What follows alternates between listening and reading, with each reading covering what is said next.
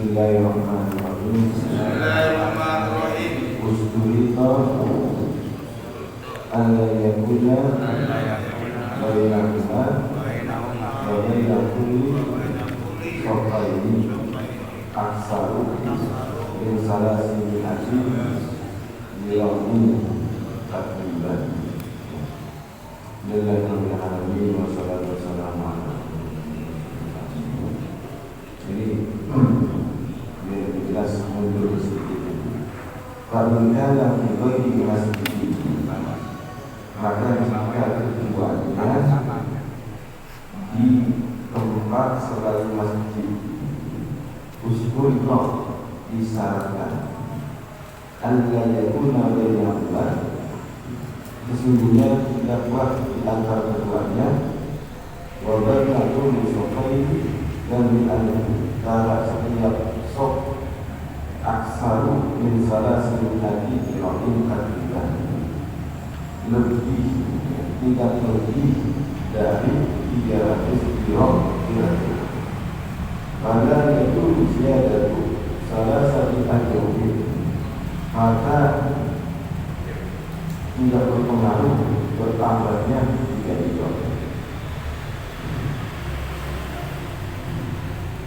Artinya kalau di dalam sholat berjamaah ini kan ada yang di dalam masjid, ada yang di luar masjid. Kalau yang di dalam masjid, meskipun jaraknya jauh antara imam dengan makmum, bahkan melebihi 300 kilo, berapa kilo? 150 meter.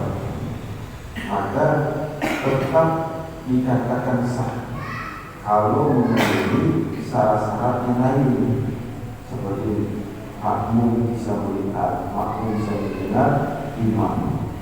Ya, ketika intikal perbedaan antara satu dan lainnya. Ya. Nah, ini untuk dalam masalah jarak. Kalau dalam masjid tidak ada jaraknya. Ya, jadi berapapun jarak jauhnya tetap sah.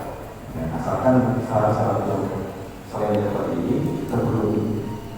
Nah, berbeda dengan berjamaah di tempat selain masjid, ya, yang bukan masjid, maka disyaratkan agar perjalanan itu sah, disyaratkan bahwa antara makmum dengan imam jaraknya tidak boleh lebih daripada 300 kilo, yaitu ukurannya 150 meter. Lebih sedikit 3 kilo apa-apa dah. Tapi kalau lebih banyak ini tidak boleh. Artinya nanti sholatnya tidak besar. Meskipun itu makmum mengetahui perpindahan imam dengan sebab mendengar seperti ada suara misalnya dengan speaker. Nah, tapi jaraknya antara imam dengan makmum ini lebih daripada 300 kilo, 150 meter. Nah, jadi kalau di luar masjid jaraknya jangan sampai lebih 300 kilo kali.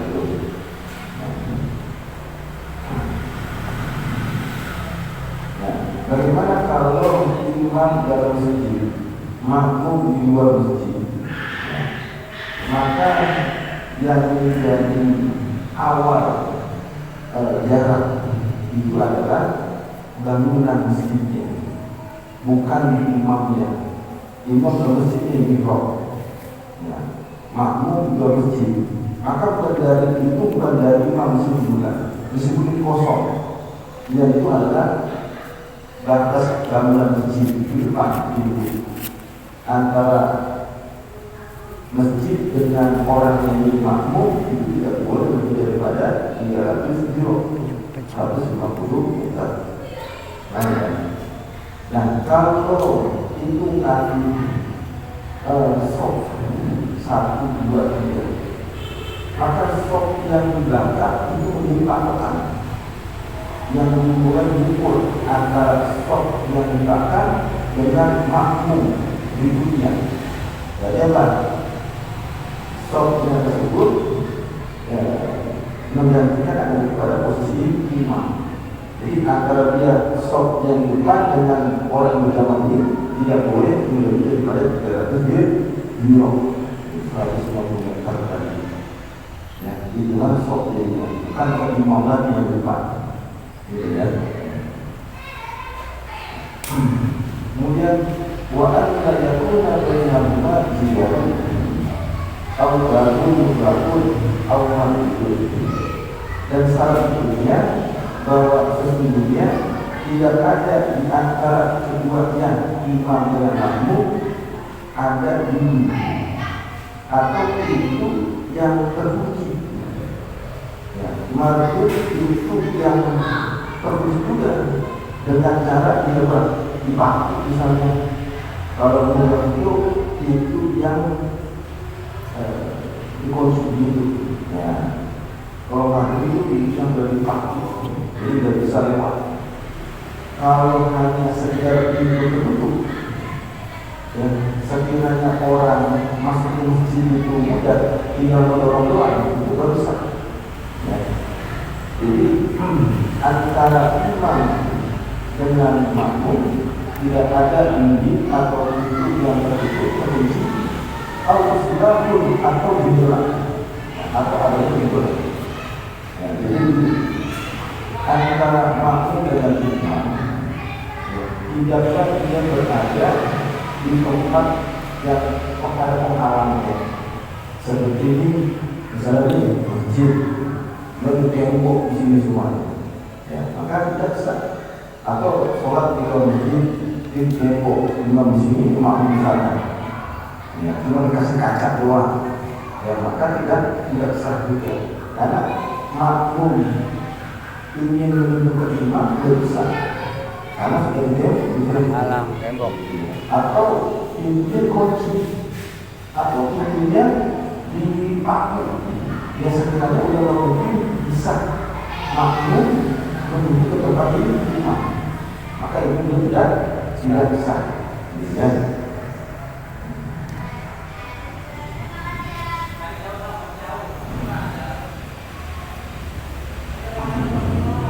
Seperti ini ada jendela berkacanya, ini pintu dikunci misalnya. Maka yang sholat di sini tidak sah. Ya kalau ini boleh dikunci, ya kalau sah. Kalau itu bukan bagian daripada masjid tadinya. Nah, kemudian wadah yang itu utama dulu saat ini dan tidak berpengaruh diselat ya, dengan barang ada warna dan sungai kami yang besar warga lainnya sampai ini dan melakukan di antara dua kapal. Ya. Kalau sholat berjamaah dipisah dengan adanya jalanan, apakah sah tidak? Tetap sah, meskipun itu jalanan masih dilalui oleh kendaraan. Asalkan tadi itu antara dirinya dengan sop yang paling belakang tidak mencapai daripada 300 euro gitu. Ya, 300 euro. Jadi gambaran sebenarnya masjid duduk yang bagus buat asal ini ada komisi itu. Al-Barkah, komisi itu di Al-Barkah. Nah, masjid di mana jalanan. Nah, ketika orang sholat mudah sampai ke jalanan, ternyata jalanan tertutup. Nah, boleh nggak sholatnya di masjid di jalanan? Berarti lewat ini tidak ada tangan sekosong di rumah. Boleh nggak kalau ada jarak sok apa namanya? Sok yang terakhir dengan dirinya ini tidak mencapai 300 kilo, 100 meter, maka boleh. Meskipun ini tadi dinamai dengan jalanan, bisa dengan jalanan. Iya boleh. Jalan meskipun masih masih di kendaraan, masih laku, misalnya perjalanan kendaraan. Ya. maka tetap sah. Ya. Atau dihalangi dengan jalan-jalan depan itu satu kali kan, 3 kali kan. Nah, masjidnya mungkin di sebelah kali sono dipisah dengan kali.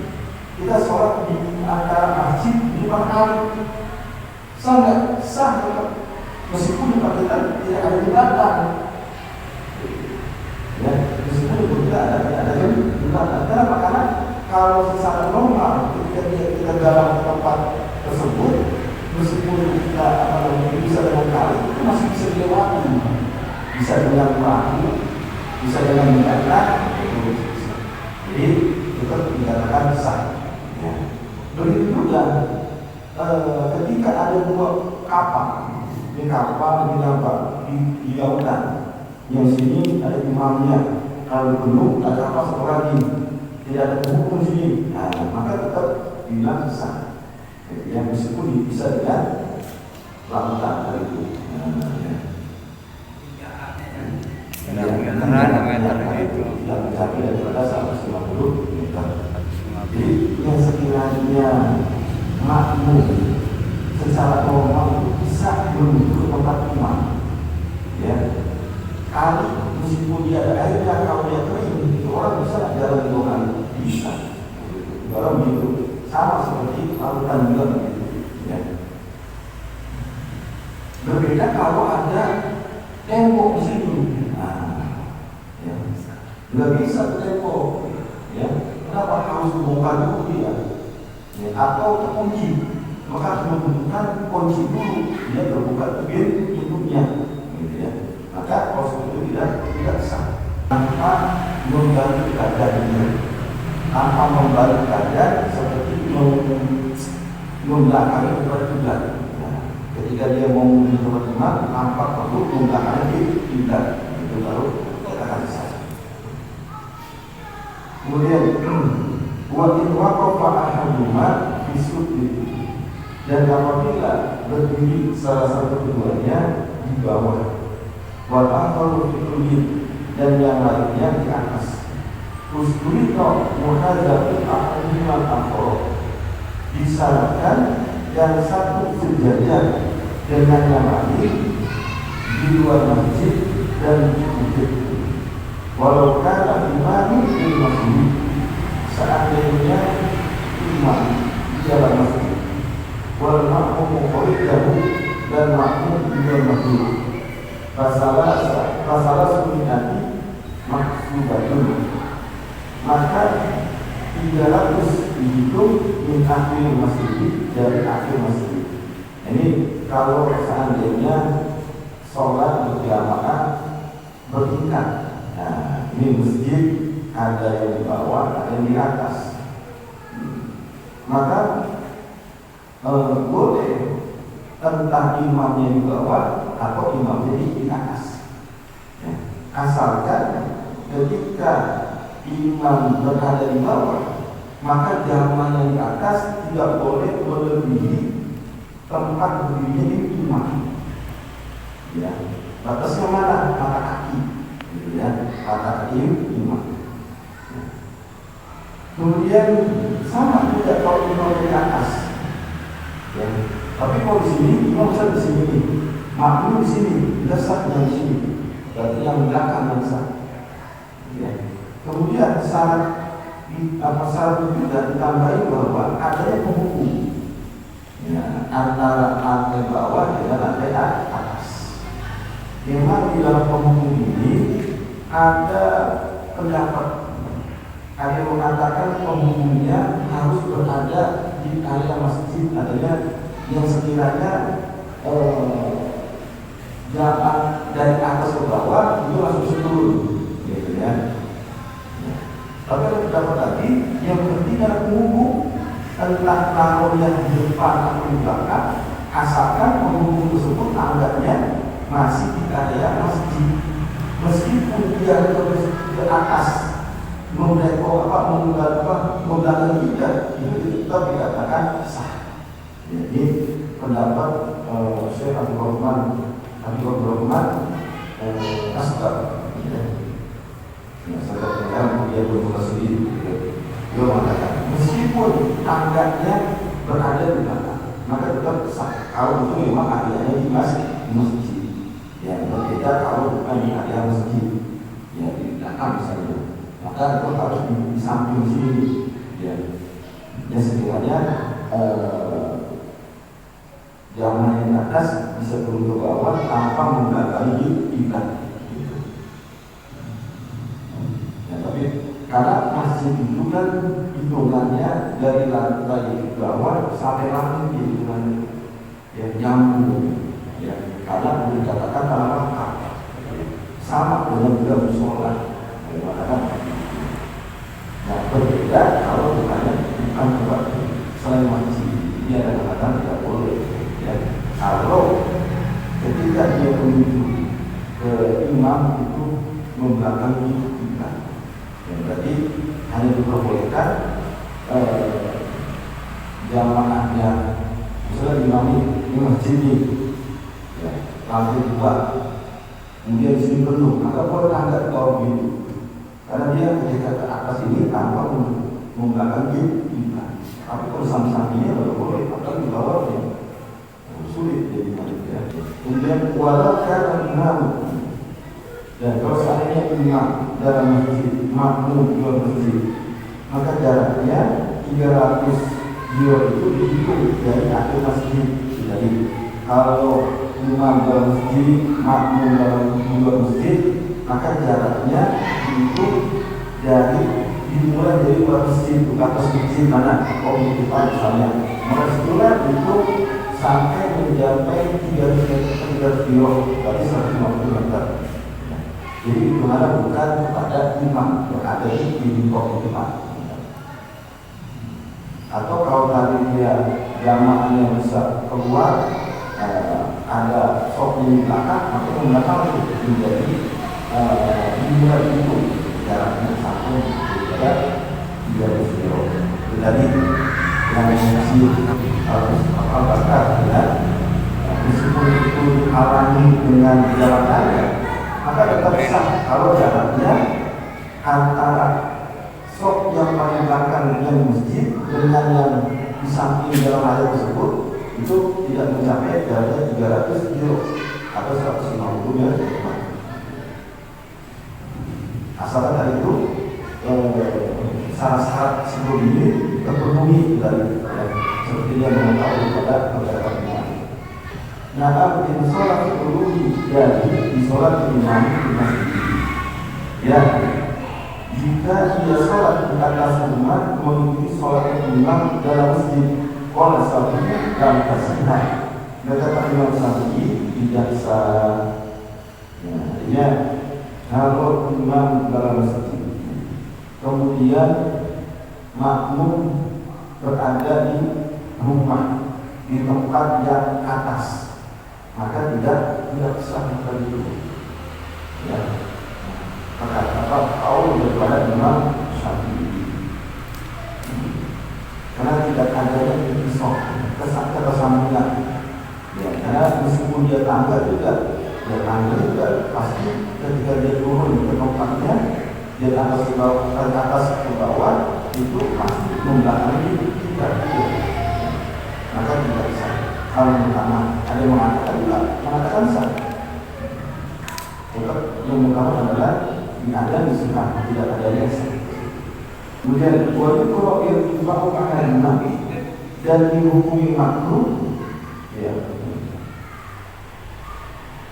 Kalau irtifa'u ahadina al-afdal tidak dihadiri dan dihukumi makruh posisi imam atau makmum yang lebih tinggi dari yang lain tempat tanpa keperluan. Nah ini makruh kalau imam jadi dihukumi tempat imam tempatnya lebih tinggi. Kalau kita lihat masjid yang gampang langsung dihukumi tinggi itu imam sini makmum, makanya tuh imam yang berarti dia muncul dalam di sini. Kecuali bila hajat, ada hajat, namun lama banyak meminta nomor dia di atas dia dalam 50. Tapi dalam keadaan normal biasa, masuk dalam tempat, dia harus sama posisinya antara imam dengan makmum. Beda-beda ya. Sama juga makmum di tempat yang tinggi. Ini imam bawah, mulai ada gundukan ke atas begitu, ya. Nah, maka makmum juga. Ya, jadi itu langkahnya tuh, ya. Makanya ini ada sebagian makmum sholat yang dimana di prof imam lebih tinggi posisinya dengan makmum. Itu sedikit. Iya, sedikit. Baru sedikit. Ini dia tetap punya makmum. Sampai 2 Iya. apa-apa ya. ada yang ada ya jengkal gitu. Ya kalau dengan sholat sah tidaknya bersah. Yang sebenarnya bisa membedakan meskipun di dalam masjid tetap hukum. Oh,